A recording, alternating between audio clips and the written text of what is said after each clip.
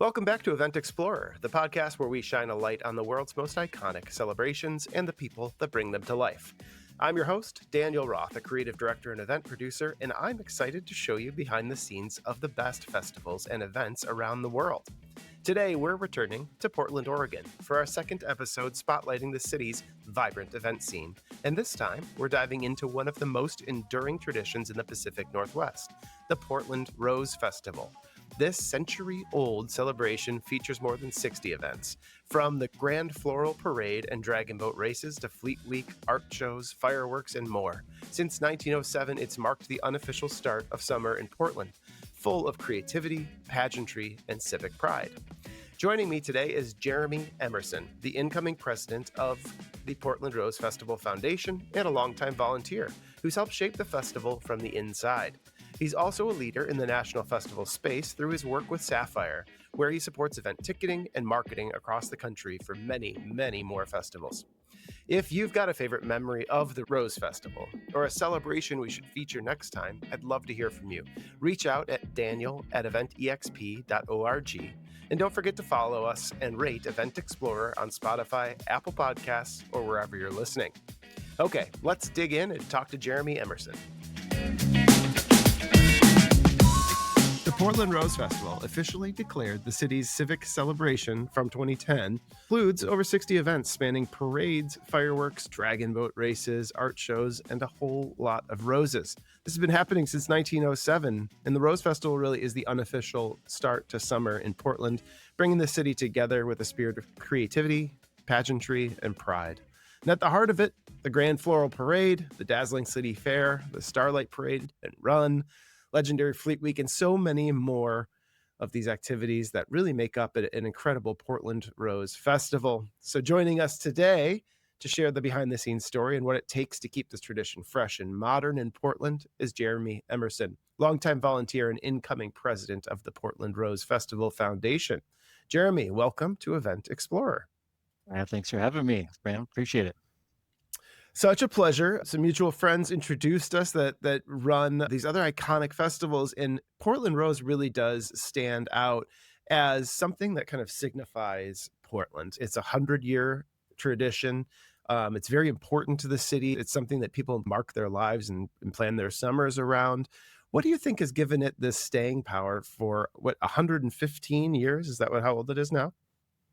Yeah, founded in 1907. I have been going to the festival since I was a kid. I grew up about an hour outside of town. Moved to Portland in 1994, went to Portland State University, blocks away from the parade routes, and would watch the city transform in the late spring every year. And then I founded my company with a business partner who I met at Portland State, and we were working in the events industry. And you spend so much time in your basement as a web developer, a designer, and all this kind of stuff, and you get in your little zone. And the thing that I found I missed was my community.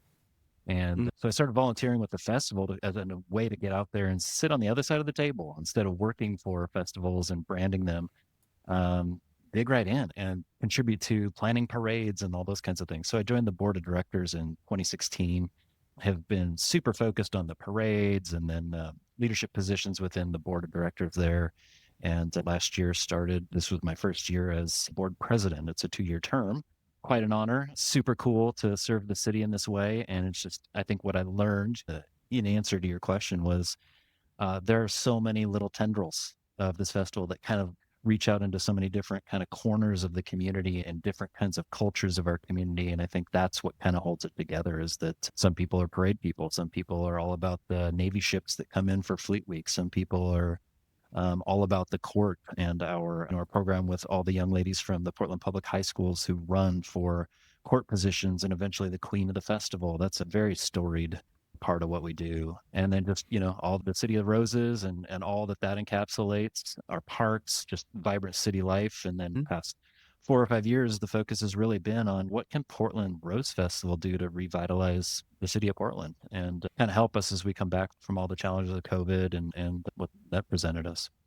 That's such an interesting perspective now, this is, I'm sure in the founding, there was an interest in kind of bringing attention to Portland, but also celebrating, what makes it unique. And now you're kind of trying to take a new kind of modern look at that as well. Tell me, what are those core pieces that make Portland Rose kind of the event that it is? Well, I think it really is the parade, the Fleet Week, the court program are those very standard bearing pillars for our organization. We're the second largest organic floral parade in the country, second to Pasadena on New Year's Day. And we're like the younger kid step sibling of that parade, but it's been running for so long. And it's just so cool to see some of the pictures from the early 1900s when people were decorating horse carriages, just completely covered in flowers and celebrating the fact that Portland is just this super fertile place to grow things like roses, right? And going back to that 1907 story, it was the Lewis and Clark Exposition in 1905, when the world kind of descended on Portland, and our mayor, Harry Lane, at the time said, this is a thing, man. We could start a festival and continue this economic infusion and tourism infusion in the city of Portland and put us on the map. And so in '07, we started the festival and it's been going ever since. Incredible, incredible. And yeah, exactly. It put Portland on the map. The kind of the West was just opening up, at that time and growing. And obviously Portland was even kind of growing and maybe transitioning into more of a cosmopolitan city, at that time. And I'm sure this type of thing helped. How One thing about the parade I've noticed is there's kind of a unique Portland flair to it that the community comes out and celebrates and builds different floats. And how do you see the city of Portland kind of reflected in that day, in that celebration? I think I've always told people that my view of Portland is it's the biggest a town can get before it really becomes a city. It just as you travel the country, you come to realize, man, Portland's just really not very big. I mean, it is what it is, and we're very proud of what Portland is. And on parade day, parade night for Starlight it's about as Portlandia as it can get, right? Like it's zany, it's irreverent, it's evolved over the years to be the wettest, wildest water gun fight to the Starlight Parade it is now, where it's just so much fun and just zany weirdness of Portland. And I think people come out and just love to celebrate that fact.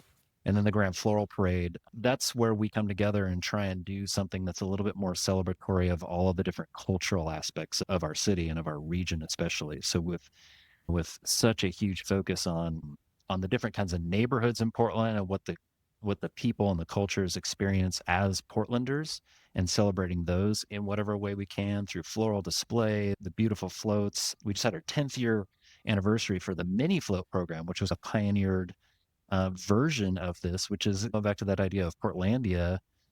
We work with a group that would take golf carts and build miniature floral floats on top of the chassis of a golf cart so that we could have these kind of Keystone Cop driving around, and not just big, expensive floral parade floats, but we could invite other community festivals from all over our region to participate with these super fun and cute mini floral floats. And so that day to me has always been about, how from the first entry in that parade to the last entry, can we tell a story about what does it mean to live in the Pacific Northwest, and how can we invite festivals from British Columbia, Washington, Oregon, California, Idaho to come together and celebrate what that vibe is and what the culture is. It's just super fun. And it's a rush every year. I ever work those parades and just sending floats on their route and then watching the smiles and the crowds appreciate the work and appreciate the people.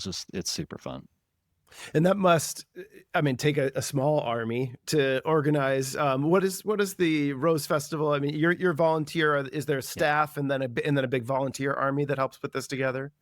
Oh, for sure. Small but mighty staff, less than 10 full-time people in the Rose Festival office, and board of volunteers that is really a working board. So most of us are just really dedicated volunteers, help produce all the events. And so um, that number changes, but we're roughly around 60 volunteers as members on that board.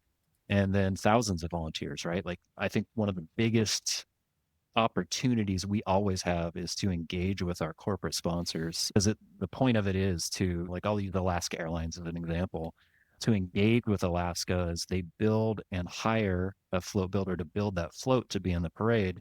it's a month, 2 months of work for the float builder, but also for Alaska to engage with their employees, their local families to come out and help decorate the float, get behind it, get engaged with the community, and then come out and watch their work go down the street. Support that in so many ways. So just, yeah, parties That's along the very parade route and that kind of stuff. Yeah. Yeah, I love the idea what you described, it's not just a name on a billboard at Right. that point. It becomes a truly community kind of cohesive, bond-making event between, they know they're supporting a good cause, and they know that they're kind of fulfilling the goal of enriching lives, while they're employing people in the Portland area. Yeah. Very fun, and that participatory spirit, it looks like it extends to a bunch of other elements too. So there's the dragon boat races, there's milk carton boat races. So are these more opportunities for Portland to kind of express its quirky side? Yeah. Heck yeah. And the dragon boat races, it's a great feature. And what that really is a celebration of Portland has a bunch of sister cities across the world. And I think that most metropolitan areas do that, have a sister city association or program. The Portland Kaohsiung Sister City Association from Taiwan is incredibly involved with our festival. And we partner with them. They really produce the dragon boat races. They take place the last weekend of our festival every year, the Saturday and Sunday, and it brings the river to life. It brings just a ton of, I love the competitive spirit of it. Like the festival celebration, and it's all a bunch of crowning queens and visiting ships and getting to see sights and ride rides and be in the parades. But then I think you really see the community come to life when there's a little competitive nature, like a little something in there that I can win a trophy, right? So I think there were 50 or 60 teams this year on dragon boats racing on the river on our last weekend. And they're, I mean, I'm a graphic designer by trade, and I could just sit there all day and take pictures of these things. It's just beautiful. The artwork's incredible, the culture, and you have such a support from the Kaohsiung Sister City Association on stuff like that. And then you take the other end of the spectrum with the milk carton boat races that you mentioned. And that was an event that the Rose Festival produced for years and years. And then maybe a decade ago asked our sister organization, the Royal Rosarians, who are really the official greeters of the city of Portland, to take that on with us. And that's letting families get together in that competitive spirit and then build boats out of donated empty milk cartons and race them at the Westmoreland casting ponds here in town. And it just takes it from this grandiose scale to like the little Boy Scout, Girl Scout troop, or just a family putting together a little boat and racing it on the pond. It's super fun. That is really fun. That's going to reflects in our mutual connection of Cat Pay in Traverse City with the National Cherry Festival. It's happening, as we record today. Yeah. She, yeah, exactly. You get to watch from just finishing your event to see hers dressed out this week, but I'm sure it'll be great out there. And kind of the point there of, we talk about there's kind of two sides, and I'm curious for your thoughts there of maintaining tradition and building innovation to bring people in. What do you feel like the responsibility there, now that you're in your leadership role as well, Oh, is it just kind of maintaining the status quo, or do you look for ways to innovate? I think we would be crazy to not be looking for ways to innovate. Hmm. I think people's expectations of a 120-year-old festival are, you have to be fierce, fiercely defending of, I would say, some of those core pillar programming issues, right? Like the parades, the fleets, the court. And then there's all this stuff that kind of goes on around the festival that we have to constantly be looking at and justifying the expense for. Is this working? Is this something the public wants to do anymore? So we're always kicking around ideas, and every year, since I've taken office, we're going to be really fiscally responsible, because I think all events have to be right now. That's just a challenge we all face.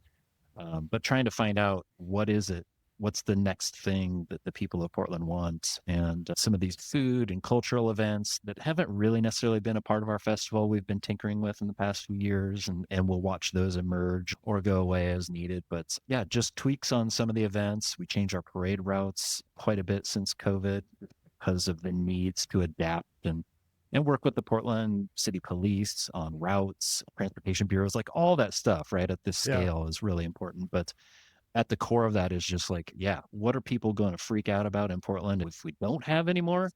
And what are people looking for outside of the festival timeframe that kind of makes sense for us to consider as new programming or as tweaks to our own programming. For sure, we have to always be thinking about that. And the festival, you're such a great asset to them, I'm sure. Can you let me know a little bit about your history here? I know that your business that you've created with your partner is a ticketing and event services business, which takes you around the country meeting and connecting with other festivals. How does that inform your work here at the Home Oh, Fest? a huge amount. I really truly believe that's why I have the role I have for these 2 years as president, is that you're nominated by your peers on the board to serve and then voted in. And so I was voted in, and I think just through conversation, it feels really relevant. That's through my life at Sapphire, my company. We do ticketing and website services and marketing for fair festivals across the country and have for almost 2 decades. And professional association, the International Association of Festivals and Events, is a world in which I meet people like Pat Pay at National Cherry Festival, Kevin Grothy at Memphis in May. And we've worked with these people for 15 years in some instances, and I attend all these national conventions and local conventions. So the learning and what I'm seeing work at other festivals across the country, I mean, it's not rocket science, right? And that's what I love about this industry is in the events industry, no stealing. Everybody's just super happy to share. Hey, if it's working in Memphis, it might work in Portland. So why don't we talk about it and you guys figure it out and then let us know how it worked or didn't work. And then maybe we tweak Memphis, right? So it's Mhm. super like everybody comes together on that stuff and we're not competing. We're sharing information. And I think that as I work with about 780 events across the country are on my platform and that I have direct access to, and I'm constantly trying to tweak their marketing to figure out how does this work in your location. That's all stuff I bring back to Portland for sure. Pretty much every committee I've sat on since I've started here, that's where I can pipe in at some point and say, well, team, here's what's working everywhere else, or here's what's definitely not working. And I think we should probably look at that. So um, people are people, Yeah. and regionally there are some minor differences, but really at the heart of it is just that spirit of sharing. And Mhm. everybody wants the live events industry is so awesome that way. We're just all willing to help each other out. Yeah, and it's associations like you mentioned that are so important. It seems like these days, as so many of these festivals are organic creations out of a community, but you get to a certain scale, and you really do need that kind of greater level of support or that greater Yeah. level of knowledge to be able to have foresight and just make sure that you continue to exist and you continue to be successful, from a fiscal perspective, but also from a cultural kind of Yeah. relevancy Yeah. perspective. So, and be a draw, right? So you're into the marketing side, you're into the ticketing side of getting kind of people excited about visiting festivals, in any location, whether it's planning a trip or getting in the car and just heading downtown for the day. From a Portland Rose Festival perspective, what's the audience? What kind of experience do you hope the audience gets, or what's a good way to plan about visiting and attending the festival? Well, we run 3 weeks. The festival always kicks off the on Memorial Day weekend, and we'll have that Friday, Saturday, Sunday, Monday as our opening kind of kickoff celebration, and then the next 2 weekends are jam packed with events as well. But like I said, we try to provide enough of everything for everybody, regardless of kind of how you want to engage with the festival itself. And my hope is that we are seen as an inclusive celebration of all of Portland and not just a part of Portland. And that's been the challenge over the last recent history for us is just to find a way to bridge the gap. Everything can happen in this one little tiny festival grounds. We want this to be a celebration of the whole city. And my vision is getting people from all over the city to really want to take part. Like you said, there's a challenge we've had. It's just not any secret that people wanting to go to downtown Portland is not quite what it was prior to the COVID. And so that's something that we've really had to look into is how do we help our own community heal in ways and come back together to celebrate in really meaningful ways. And I think that every year it gets a little bit better. This year was just fantastic. I mean, we have had some of the best weather on record for Mhm. the pool. You just never know, man. Late May could be hip waders down at the city fair and try to figure it all out. And some years it's been so hot, but like this year was just perfect. And I love thinking of the festival as our festival, the city's festival. It's not something that's a bunch of people behind closed doors to plan something and then just unleash it. And I think Yeah. that's maybe something that's worked its way into my messaging as president. It's shocking to me how many people do not realize that the Portland Rose Festival is a nonprofit organization, and probably 95% of our programming is free to the public. We're bringing all this stuff in. It's really a civic service to our community.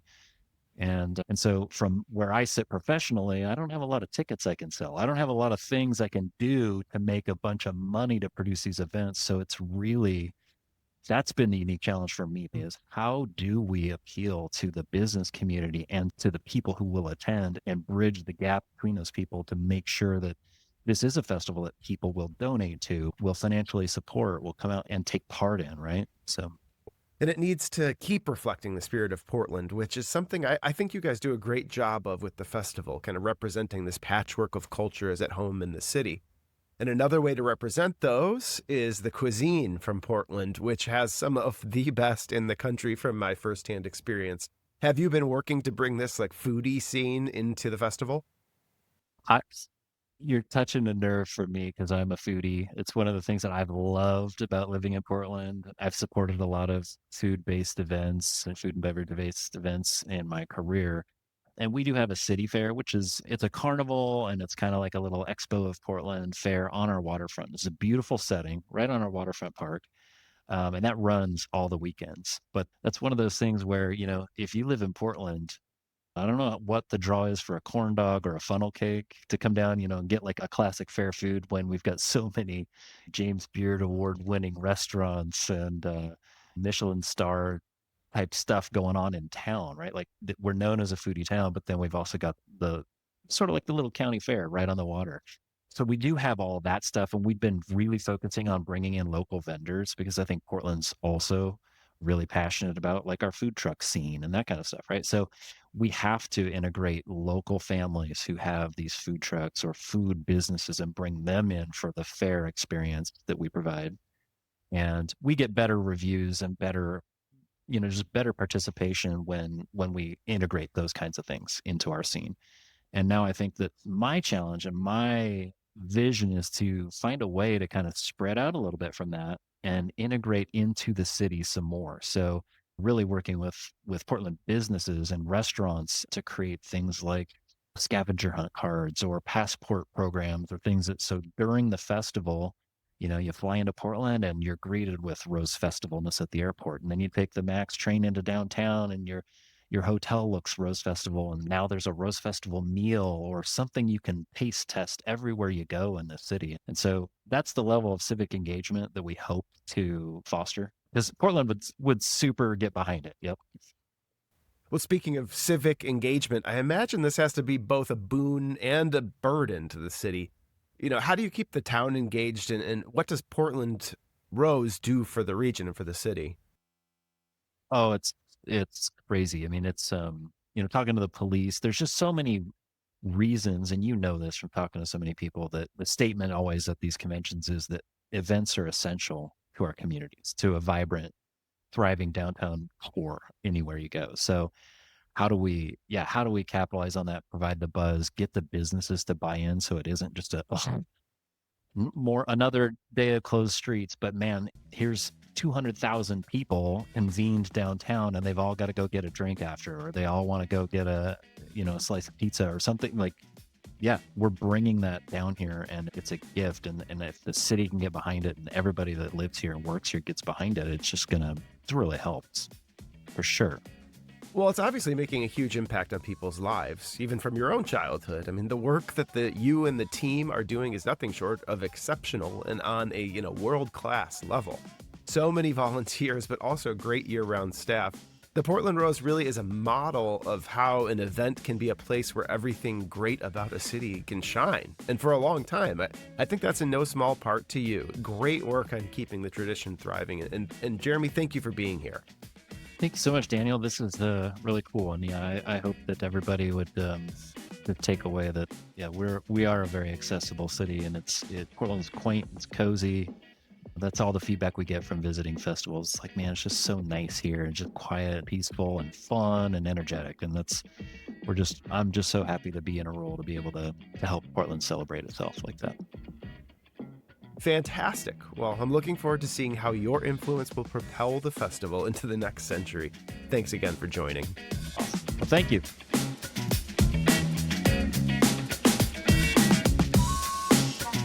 Thanks again to Jeremy Emerson for joining us on Event Explorer and giving us a behind-the-scenes look at the Portland Rose Festival.